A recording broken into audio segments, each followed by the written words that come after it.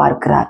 அதனால கர்த்தர் இந்த நாட்களில் சொல்கிற வார்த்தை, நீ மேட்டினிமையானால் உன்னை கீழே தள்ளுறதுக்கு அவருக்கு ஒரு செகண்ட் கூட ஆகாது.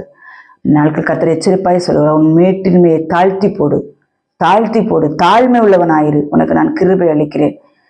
நீ மேலும் மேலும் மேலும் மேலும் மேலும் என்ன மிரட்டுறதுக்கோ என்ன உருட்டுறதுக்கோ எவனும் கிடையாது எவ்வளவு கிடையாது என்று சொல்லி நீ வீம்புக்காக ஊழியம் பண்ணுகிறதா இருந்தாலும், வீம்புக்காக எதை செய்கிறதா இருந்தாலும் கர்த்தர் நியாயந்திருக்க வருகிறார்.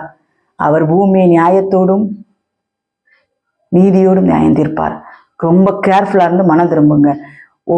என்ன செய்யணும்? ஊழியக்காரர்களாகிய நாம என்ன செய்யணும் அப்படின்னா, இந்த அநித்தியமான இந்த உலகத்துக்குரிய அநித்தியமான பாவ சந்தோஷங்களை போ என்று வெறுத்து தள்ளிவிட்டு தேவனுடைய ஜனங்களுடைய துன்பத்தை அனுபவிப்பதை தெரிந்து கொண்டு இனி வரும் பலன் மேல் நோக்கமாயிருந்து எகிப்தில் உள்ள பொக்கிஷங்களிலும் கிறிஸ்துவின் நிமித்தம் வரும் நிந்தை அதிக பாக்கியம் என்று எண்ணிக்கொள்ளத்தக்கதாக நாம் ஓட வேண்டும்.